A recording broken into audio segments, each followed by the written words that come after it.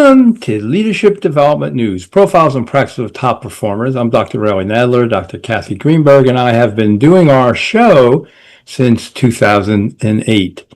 And so we always want to bring key people who will help you in your own development, will help if you're leading a team. What are the tips? What are the tools? What are the few things that you could do a little different or a little more or a little less that's going to allow you to be a top 10% performer?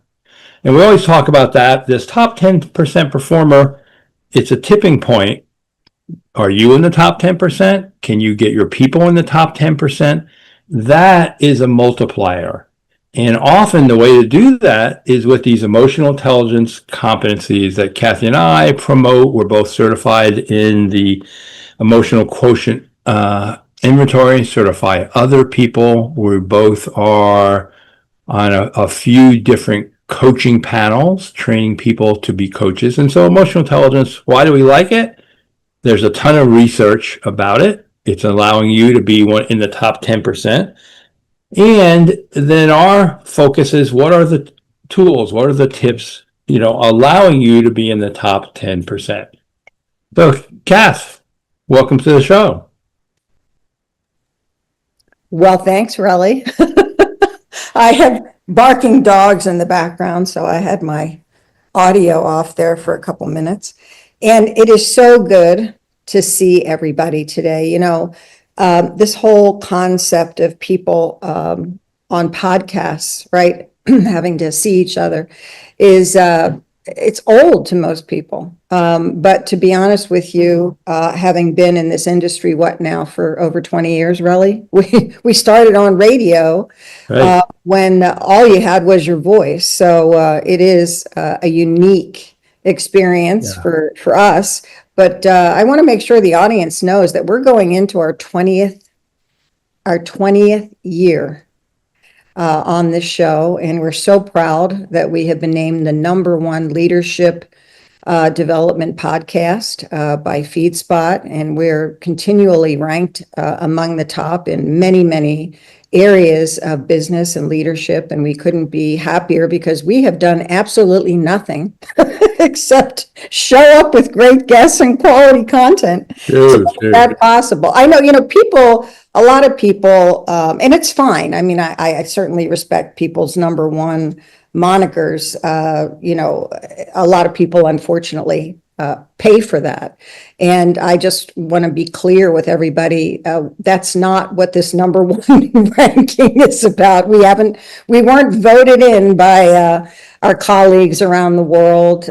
This was really a separate organization that collected the information. And one day, Relly and I looked at online data and said, where'd that come from? We're definitely very surprised. Kathy, like you said, it's our content and longevity.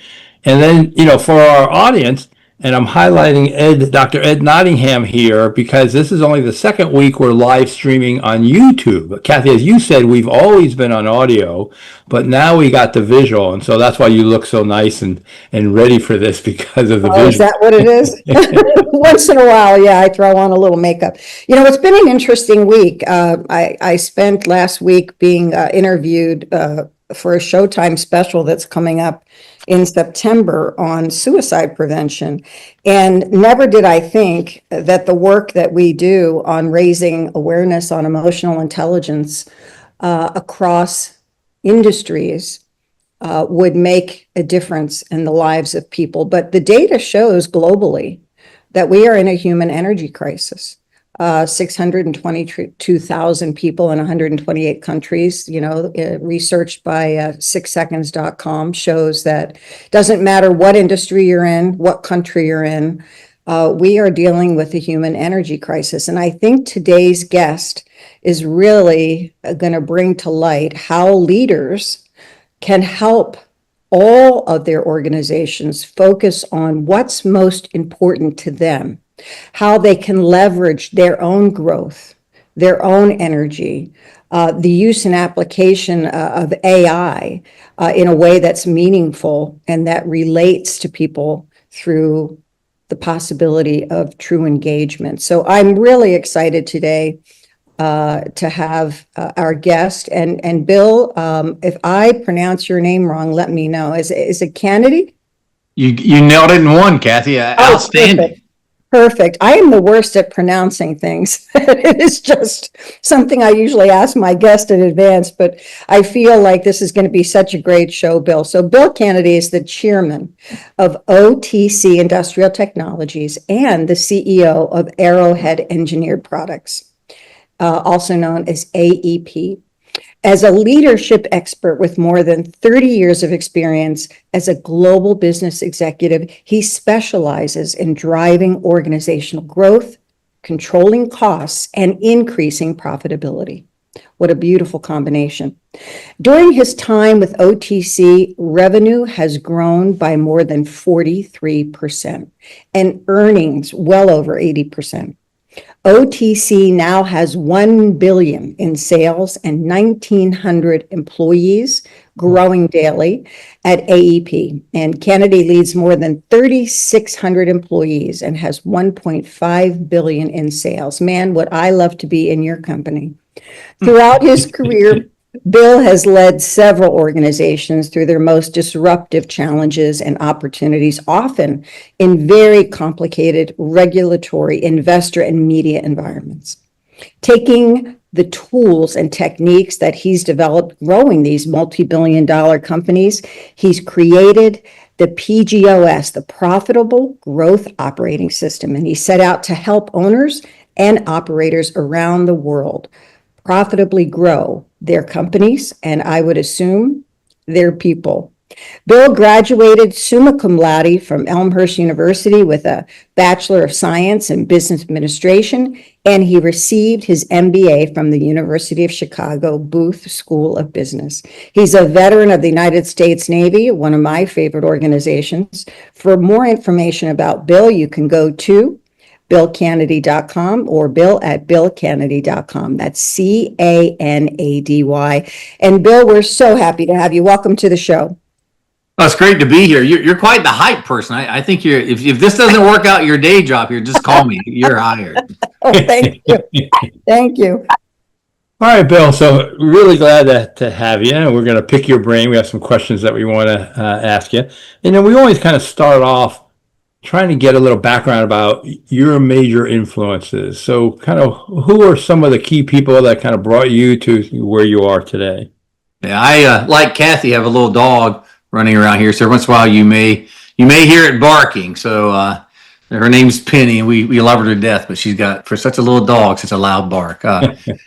So, honestly, I'm here where I'm at today because people took chances on me and I took a chance on myself, and it's what's made all the difference. It's those mentors, those people around you that give you that opportunity to go out and do something special. And so, it absolutely starts with my parents, just a wonderful support network there.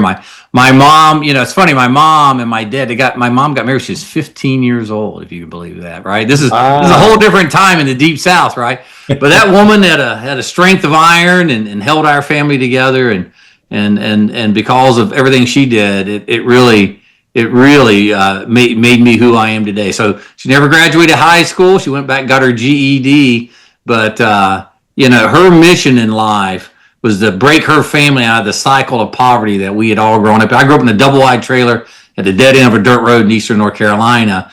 And so when the time came, she could have made a choice. She could have said, look, you need to stay because that's what people did there because you got to help, right? Instead, she put me in her car and she drove me to the local recruiting office, and I joined the United States Navy, as Kathy says, one of the best things I ever did. But that one simple gift she gave me, putting her mission in life over fairness, is what set me on that path, and that gave me the chance to lead, to grow, and to serve, and become who I am today.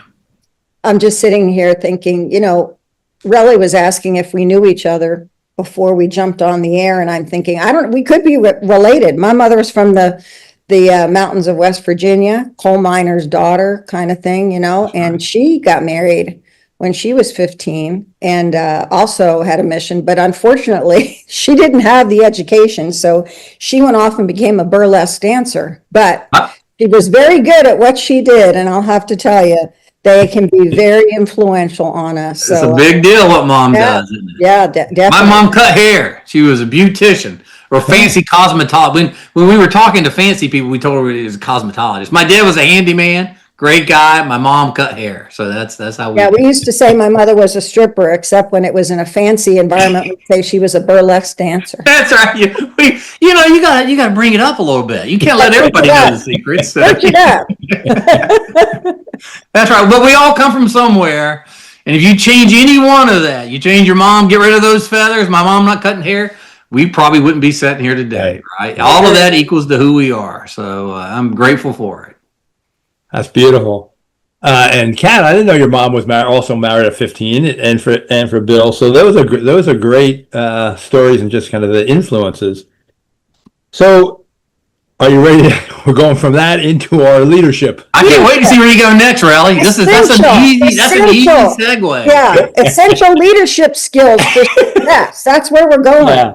So basically, in a lot of this, Bill, you or your people kind of put together the questions and we massage them and stuff. But what I really like is just kind of looking back from your experience. What are the 3 kinds of leaders that are essential for success? Given we're talking about leadership development on our show, so what have you found? That's such a great question. It's funny. First I'll give you just a little story. So, the way you do things, right? You go out and you try, and so my first job I got where I was like the guy, the person in charge. I did really well, and so I went. And the reward for doing good work is you get more work to do. So I got another group to go lead, and I just about killed that second group because in the second group I tried to do exactly what I did in the first group, and so I guess I was a hammer and everything was looking like a nail. And of course that just doesn't work. So I really got lucky the first time around that my skill set or the timing or whatever, maybe they're just desperate, but it worked, right? And so what you start learning is there's a couple of traits that you need. So first is you have to treat everybody with dignity and respect, right? You don't know what people are going through. It's been this way forever, but we've lived through kind of the most amazing generational change here in the last few years. I think Kathy talked about it earlier. We're all working behind screens now and things like that. And so treating people with dignity and respect because you don't understand, that's first. Second one is you got to be a continuous learner. You got to have that flexibility, which is almost what killed me in my second job, right? I thought I knew the answers, which was just not true. And then the third piece is you actually have to get something done. I have worked with so many people. As we talked earlier, I grew up in the South, off the coast of North Carolina. We used to have this word called fixing. We were fixing to do a lot of things, right? You got to quit fixing. You got to start doing, because once you do that, you can start iterating really quickly. So putting it out there. Don't let progress over perfection. Be a continuous, flexible learner so you understand what's happening, and treat the people around you as if they're winners and they want to be on this team. It makes a huge difference with those 3 criteria looking at a leader.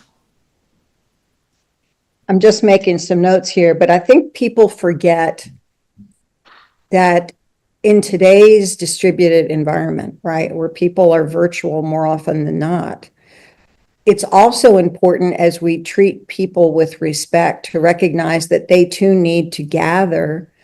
And I know you're going to talk about a couple of principles that you like to use in your 4-step system. But one of the things I just want to emphasize as we're talking about 3 of these kind of leadership concepts is the capacity to flex on how you want to spend money, right? You were talking about how you saw everything as a nail, so you became the hammer, right? And I remember those days early in our careers coming from consulting, big 6 like Accenture and Anderson Consulting, where I grew up. And I think about the fact that giving leaders a budget expressly so that their people can find the best ways to connect is so important in today's very diverse environment. And I'm not talking about human diversity, right? The D, the DEI stuff. I'm talking about people's, as you said, their learning, their growth. I'm hearing a lot of leaders now are giving their people a budget to meet every quarter in a way that is meaningful to them. Have you heard about that? I have, and I think I think you have to do it that way. So you talked a little bit about diversity. It's such a hot topic today, but I'm a huge believer in diversity. Forget how people look and all that. You need diversity of thought. You need people who approach things differently, because if we're all in the same room, we all agree, then someone is useless, right? We need someone who's going to bring in some idea that we hadn't thought of. And you alluded a little bit to the system I use. The first two steps are really, really critical. So as the leader, let's say you're the CEO, you're whatever your title, but you're the leader in this situation. You set the goal, whatever the goal is. Like in Rayleigh's picture, there's got mountains behind him, and the goal is to get to the top of that mountain. I've identified the mountain. I know where I want to go. The team needs to own how they're going to get to that mountain, right? Because they're on the point of contact. They know how they're going to get there. And as a leader, you can't be everyone. So if you'll teach your tools, like how you do things, and your culture, when you do things and why you do things, you can set people free, and they will find their path to that mountain. And things like budgets, like, look, I'm not sure what you're going to do, but you got this amount of money, $1, $1 million, doesn't matter, whatever's appropriate. You need to get yourself from here, from spot A to spot B. I'm going to hold you accountable to do it. Now, the key to this is, if I tell you how to do it, it's going to fail. I assure you it will fail, because things change. Plans are useless, but the art of planning is critical. As Eisenhower said, turn them loose with that budget, with those tool sets, and they'll surprise you. In fact, they'll probably delight you. So we're following up on some of this, and so I'm just clarifying your 4 steps. So you went through the first 2, set the goal, and then have the team own it.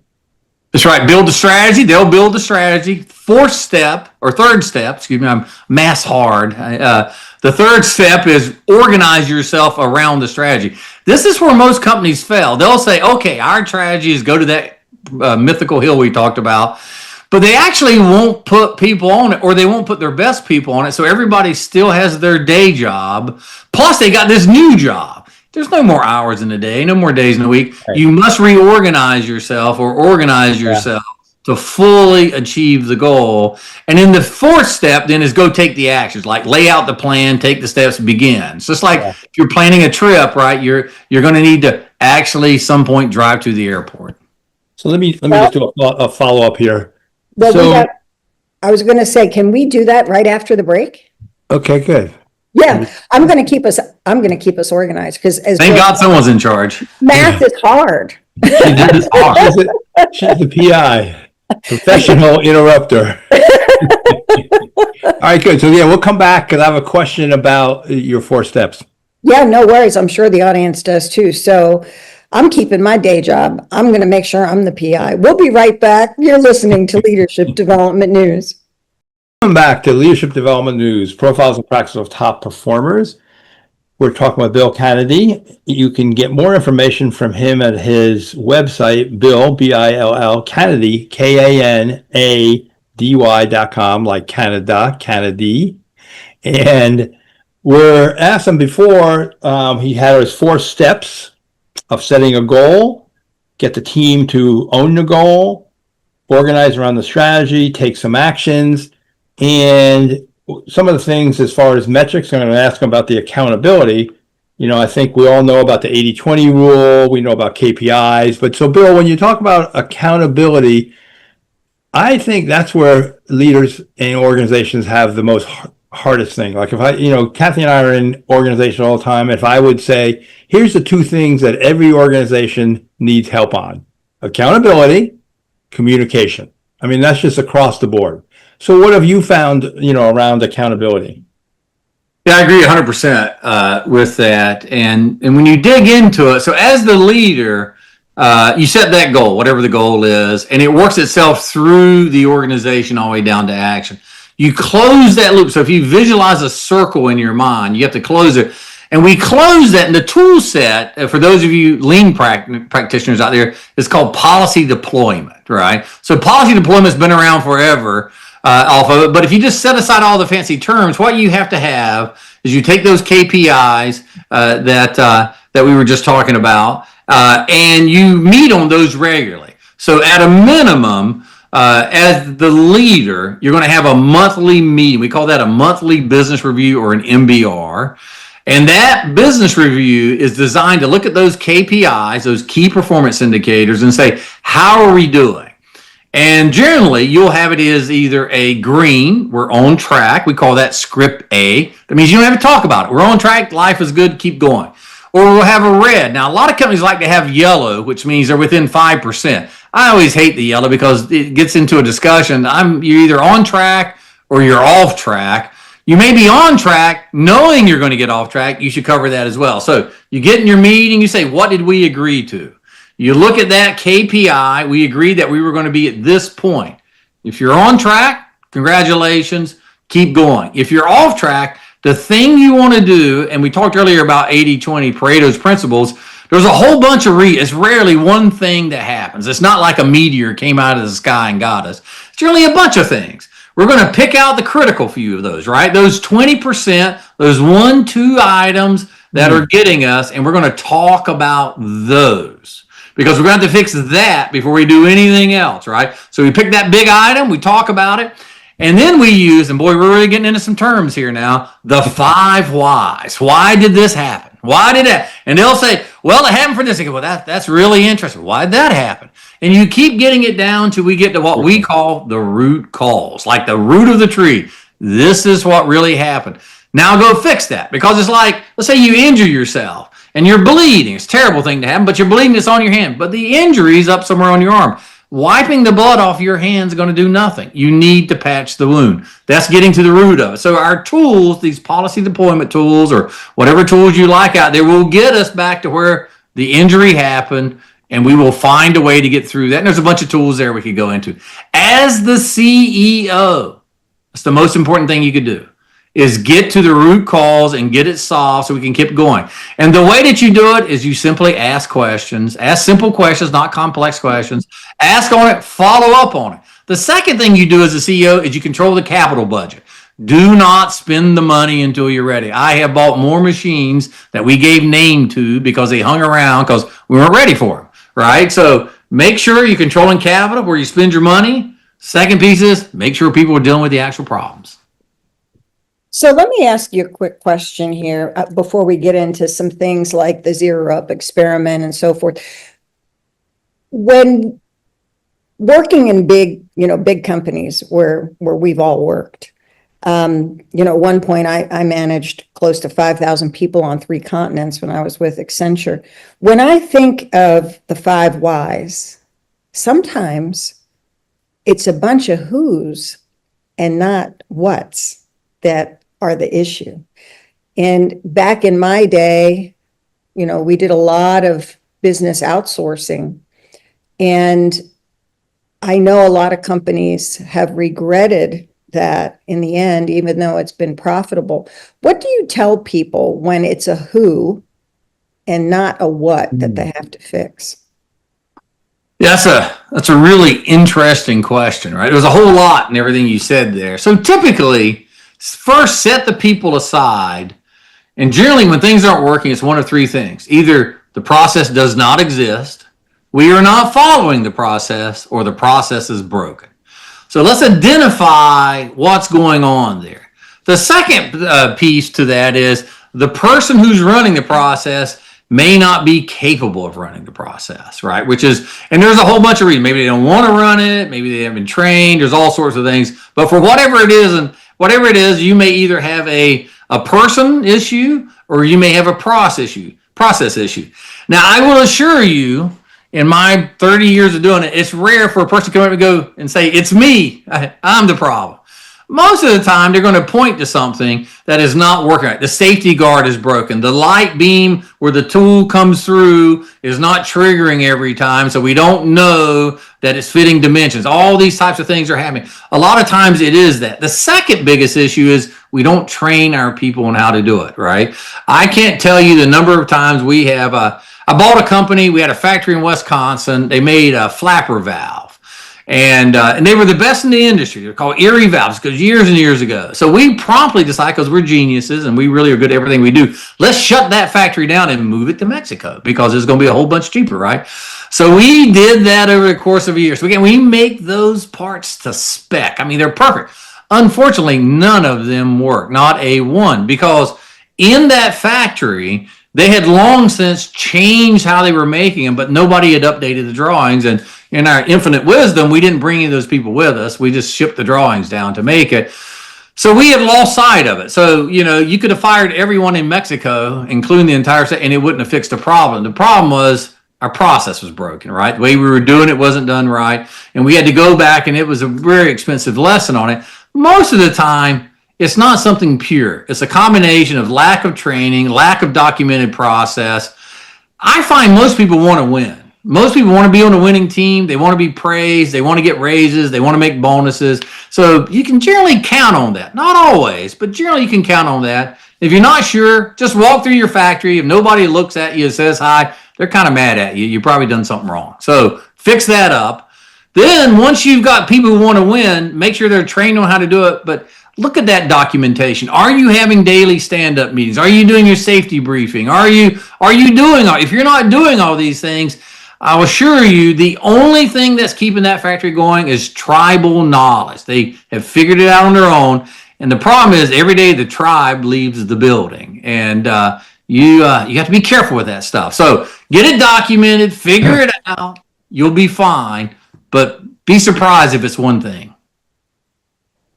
So in that, Bill, I love it. There's a lot of different things that you kind of highlighted. I'm just going to echo a couple of them. One is, I think, just around accountability is these stand-up meetings. I don't know how many times I've introduced that to teams. It's effective, but how many organizations don't do that? I mean, so if you're not having the right conversations, whether it's a stand-up or in your one-on-ones, and Gallup tells us you got to have minimum 15-minute one-on-one meeting minimum a week. I mean, that's where all the magic happens. That's right. In those meetings. So maybe just kind of highlight that, like, so how would you start one of your one-on-one meetings? Well, it depends if you're doing it in the factory floor or if you're doing it in the carpet. We always think concrete and carpet's an easy way. People typically understand it. So in the factory floor, we're going to have if you take over a factory, you buy a company or you're running it, the biggest impact you can make, the fastest one, is have a daily stand-up meeting. Typically, it's 15 minutes. Right. You said, in fact, we generally will take the clocks, we'll put analog clocks in and color in the 15-minute meeting so they know that we wanted to, depends on the shift start, right? 9:15, or if you're starting at 6 a.m., depends on factories and temperatures and all sorts of things. But you have it every day. At that meeting, there's going to be a board there. That board, some people call them sight boards or glass walls, whatever, but it'll have safety, quality, delivery, cost, maybe people, a few of those things that it'll have on there. Someone needs to talk about every one of those. And on that, you're going to write on that paper, someone's going to show them and say, well, guess what? We missed our shipment because, and they'll go through all the reasons, and it turns out you're missing a nut, right? There's some golden thread. That has to be written down on that sheet. So the next shift coming in knows that's happening. Plus, tomorrow when we get back, we actually want that taken care of. And the leadership, at a minimum, should walk through that factory every day and read those boards so they know what's happening and they can take care of it, right? Because we, as a society, not just in America, but around the world, I've done it all over the globe, we're visual people, right? We like seeing things. We like hearing things. Writing it down is an important part, but it's only one part of it. So that's how you do your daily stand-ups. That's how you write. And I've really simplified it, but it's not very complex. It's the biggest impact you'll have on a factory because the person running that machine, packing that box, whatever, they know what's going wrong. And if you'll just listen to them, they'll tell you, and it's the job of that supervisor to fix that thing before it gets to the next shift and it keeps going on and on, right? Now, if you're in the corporate side, we generally don't have that type of thing. We've done stand-up meetings inside of offices, things like that. It's not as effective because the way paperwork flows through an office, right? It is effective from a group standpoint. We can talk about that. But as a leader, you want to have one-on-ones. And those meetings are typically, this is where I think people go wrong with it. You'll come in and you feel like, my employees here, thank God I've got so much to share. It's really their meeting. You really want them telling you what's happening because you want to flip the pyramid upside down. Instead of you being at the top, you really want to have kind of a servant mentality of like, what can I do to unclog this thing so it keeps going? So your job, among many things, is to make the machine work better. For sure, they'll know what's going on better than you will. Your job is to fix that. So let me jump in here because I know that a lot of the processes that you're talking about, the 4-step system, the things that we need to do in the factory setting versus, as you're saying, the tribal knowledge that needs to be posted so that the documented changes or upcoming fixes or things that people are counting on for their milestones and their KPIs and their goals are being focused on. We spend a lot of time, I say we collectively, those of us in the world of managing people and human beings. Awareness is so important. And in the world of emotional intelligence, without giving people permission to call out a problem, whether it's an individual or a process or a documentation or anything else, seems to be, in many instances, the root cause of a lot of things that could be simplified if we just gave people the opportunity to learn about themselves and to become aware of how they are making decisions with their emotions. And we call that being smart with our emotions. How, in your experience as a CEO, how have you created that psychological safety so that people can speak about these issues without fear? It's so interesting. You need a two-pronged system. You need a push and a pull system. So you're on one side, you have to create a safe environment. And there's nothing magical you can do on that. It's not like you need to go put up a bunch of posters and say, don't stick your hand in a machine. I mean, you can do that, and we do it all the time. But it's how you treat people. So if someone comes in your office and tells you something you don't like, and believe me, if it's reached you, it's generally not, what are we having for lunch today? It's a problem, and it's going. You have to deal with that. If you pop off or you blame the mess or what, they're going to quit coming, right? So you have to have this safe environment where people can say anything. Now, look, you come in, you tell me you're lying and cheating and stealing, we're going to deal with that. But we're not going to, punish you for it but we're going to deal with the ethical issues of it. So it starts with you. How are you treating people? Are people telling you things? And you can go back in. I can go into a company. I can walk around with a leadership team, and I can tell by walking around just if people like them or not. You can't fake it, right? You will just see it, right? You see, do they know their names? Are they asking them questions? Do they have that environment people want to be a part of? The second thing you need is you do need to go back to KPIs, and you do need to have mechanisms that report things. Everything from safety violations, and I don't mean to make it all negative, but you need hotlines for people who are uncomfortable with telling something going on.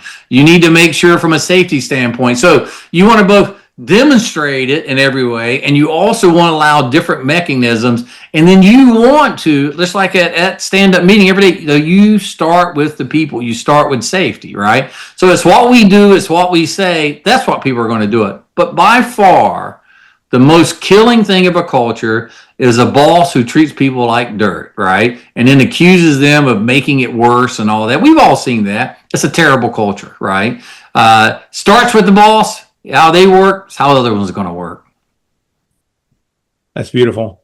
And I think Kathy and I, agree wholeheartedly. We work with the bosses typically, and sometimes it's like basic stuff that your mom taught and you went to kindergarten, about treating people with respect and listen. And it's just the basic. Both Kathy and I, we like a lot of research. One of the interesting pieces is as someone goes further up in the organization, it mutes their empathy.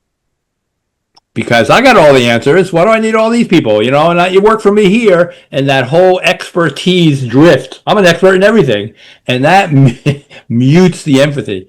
And so I think one of the things that we do want to hear from you, because you guys, I like what you're saying already. You got a lot of systems and your key points about stuff, so it makes it easy to kind of hang on to. But we're going to go to a break in a moment or two.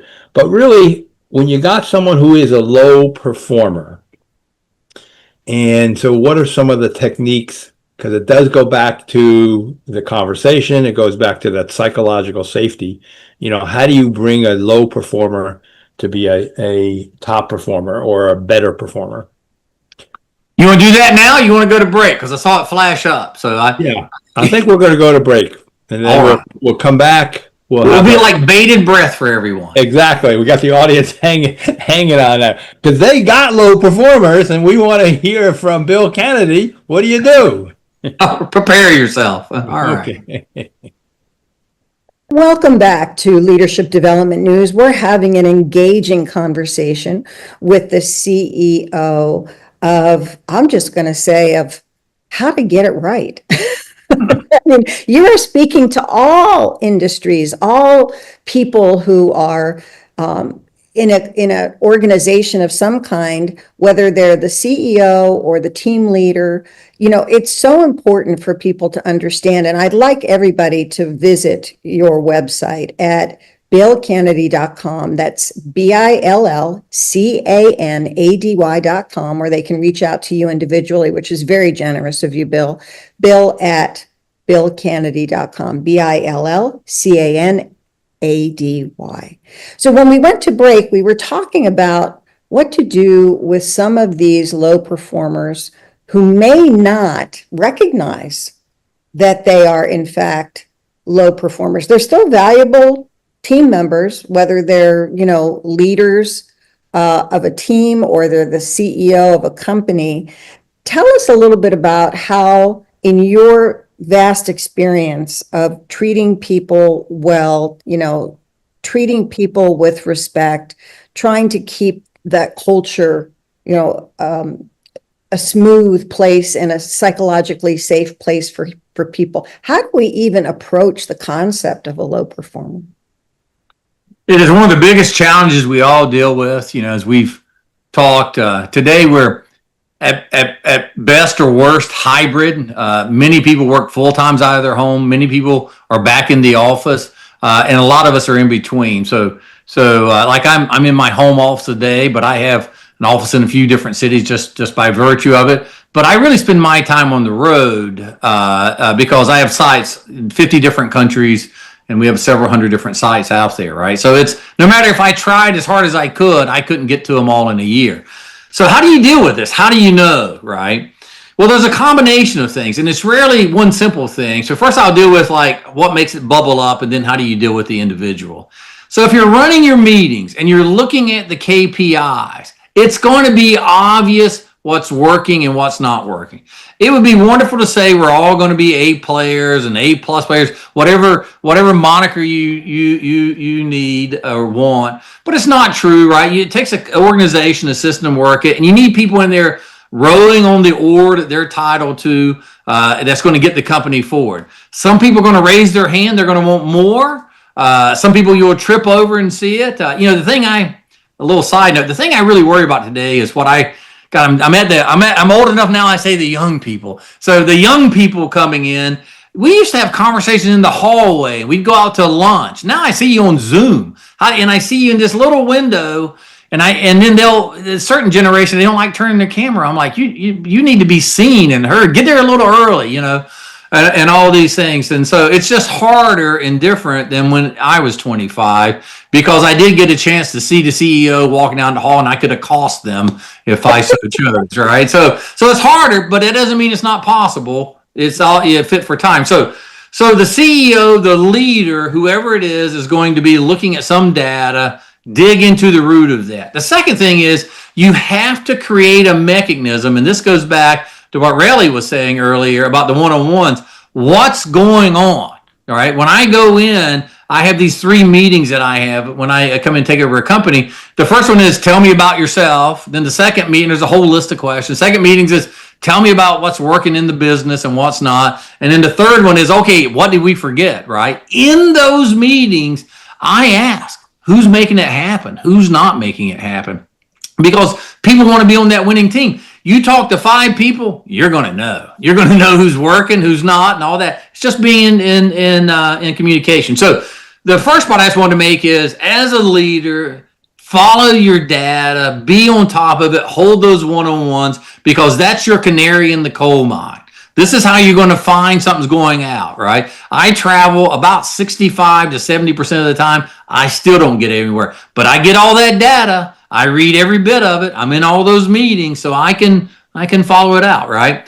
The second piece of it that you're going to have to do is, now you've identified someone. They are not working out, right? So maybe that's someone on your staff. Maybe it's someone 100 steps down below, right? So how do you deal with that individual? So it's funny. I have really changed a lot on how I think about it today. Maybe it's just because maybe I'm old and I just and I deal with different people different ways. So if you're on my staff, to be on my staff, you got to be an expert. Whatever the heck it is, you got to be good at it. In fact, you got to be better than me because, well, first of all, that's a low bar, but you got to be better than me because I'm not the horse pulling this wagon. We're all in this together. You got to do your job, and there's different roles. So I first expect you to be better than me. If you cannot do that job, and I don't know why, maybe you don't want to do the job, maybe you don't have a skill set to do the job, whatever it is, I honestly don't care, right? I'm like, okay, we have a problem. I'm going to address the problem. You will never wonder where you will never need to wait for your evaluation from me. You will get your evaluation from me every time I talk to you. There's never a mystery at all. And most of the time, given the fact that we're global, I'm talking to them just like I'm talking to you now. I'd say, Kathy, how's it going? And you say, whatever you're going to say. And then I'd say, well, look, after we got through it all, I have a couple of concerns. Now, my personality is I tend to tell stories and I like having a sense of humor and all that. But I tell people all the time, I explain, this is how I work. You should tell them how you work. I say, just because I'm laughing doesn't mean I think it's funny. The second thing you have to realize is if you tell me everything you think I want, I will for sure wind up firing you because there's no way you can figure out exactly, I just want success. So don't come back and tell me you failed because you did it my way. You're going to own it. So I have 4 simple rules. 4 simple rules. You run any company in the world, I believe, with these 4 simple rules. The first one is we're going to be data driven. If you have less than 20% of the information, you're guessing. If you have more than 80%, you've taken so long, everyone else has beat us. Somewhere in the middle, you're going to deal with ambiguity. And you need to use your data. You're going to have to use your gut and your instinct and your experiences too, but bring the data with you. The second one is be on pace. That means not too fast, not too slow. If you're too fast, you leave your team behind, you're out by yourself, you've lost your mind. The second one, you're too slow. You're the bottleneck. You're holding everyone back. Be on the pace that's appropriate for the job you're doing. And we know what that pace is because you've already created an action plan. Remember, that was our step 4. You've already told us when you're going to get it done by. We've already agreed. You've already committed. Be on pace to hit that date, right? Third thing is no surprises. Bad news, fish, and relatives all stink after 3 days. We need to know what's going on. We need to know it. We need to know it now. Sooner's better. As a leader, you can't kill them for it. Remember that. You kill them, bad culture, they won't tell you, then it's your fault. The final one is the most important by far, and that is results matter. We will not be a best effort culture. You cannot come back to me and tell me that you did this because I instructed this way, because I've already told you, you own the strategy. I told you the goal. You agreed to the goal. You told me how you're going to accomplish the goal. I expect you to go do that. Now, do I expect you to do it exactly the way you said it? Of course not. Things change. But our goal is still to accomplish that. If we don't accomplish that, we don't make sales, and that means we have to lay people off and shut factories down. We are in this game to win. You don't bat 300 here and go to the Hall of Fame, you get fired. You have to be in the high completion rate because people are counting on us. So those are the 4 rules. I'm going to expect you to do that. Now, if you can't do it or you won't do it, it doesn't matter why, then we're going to talk about this about 3 times. And then I'm going to say, this job probably isn't for you. And I'm not going to give you a PIP, and I'm not going to say give you 6 months. I'm going to figure out whatever I think it is. I'm going to give you that money, and you're going to leave. And then we put someone else in. So there's no PIPs here. We don't have time for it. I was just going to say, I love what you're saying because people are so afraid that failure means that they get this performance plan and they're going to find a way to make it work. Relly, I'm sure you want to jump in here, and Bill, I can't thank you enough for being so direct and so transparent and being so kind and creating that psychological safety while you're telling somebody this was your plan. Okay. I'm here talking to you on a regular basis, as are your management team, to try to support you on the processes that you told us you could handle. I am asking you what might have changed between the time you made that commitment and where we are now. And if you keep making me feel good and not telling me the truth about what we really need to do to make this work for you and the team and the results that are going to matter in the end that make us a successful organization, then you have to finally give that person an opportunity to recognize that their decision-making, their flexibility, their independence, their assertiveness, their reality checking, their problem solving, their empathy for all the things that they need to be for themselves, their team, and that organization is failing them. And they have to start to recognize that, yes, maybe this job is not the right one for me. That doesn't mean there's not a better plan for them outside that organization. But I find it very interesting that many organizations cling to people for way too long and everybody else suffers.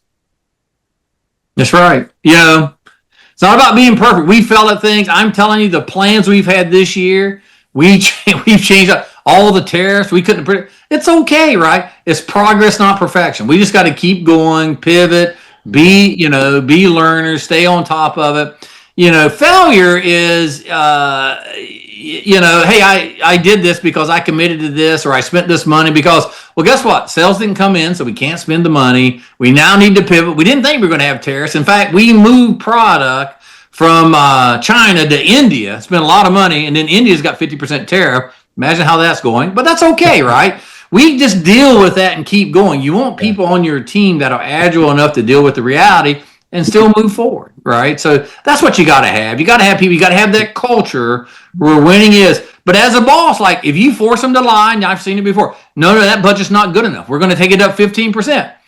I think that's a horrible idea. Like we called our number down this year and said, this is what we're going to go do. And here's where we're going to go do it so we can be planful. Now that means we're not going to spend as much. That means we need less, right? So it's the truth and consequences that come with it. You need a team that feels empowered to go do these things. I like truth or consequences. Relly, the close is yours. We're here at the end of the show. We got just a couple more minutes, Bill. We're kind of picking out the right questions. And I see one of them, and especially you have behind your head there, is all about how do you quickly move from pivot from panic. And you talked about panic. You talked about the tariffs. You talked about there's plenty out there today that every business is going to panic from. So what have you learned about, what can you do tomorrow to pivot? Yeah, it comes back to the team. It comes back. So make sure people understand your tools, right? It's like a carpenter. You need how to use a hammer and a saw and all that. That's just table stakes. More importantly, make sure they understand your culture so they know when to use those tools. When they're out there and they're in some foreign land and they need to spend money, You need to make sure they're spending money the way it should be. And the way they do that is they know your culture. They know what's accepted and things like that, right? So if you want to avoid panic, or if you come in to an organization that is having trouble and it's day one, as soon as you set that goal and then you empower your team to solve the problems that's going to take to go achieve that goal, which is success, whatever success is identified, the team changes immediately because they feel like they have some control over their life. Yeah. Yeah. That's the big difference.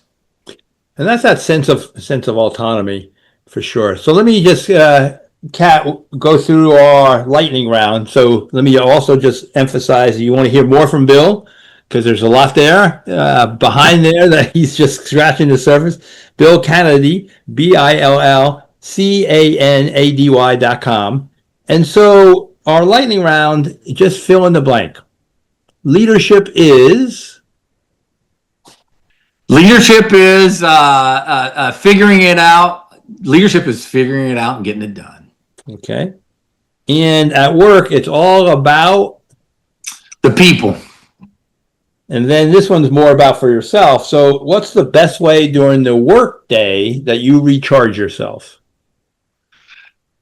I like talking to people. I like getting out there and figuring out what's going on and seeing how I can make it better, right? At the end of the day, we are all in this together, and there's nothing more exciting when you see someone get it and find a way to go do it. They feel like they're going to go home that night and share with their significant others the win they have. You want people winning every day.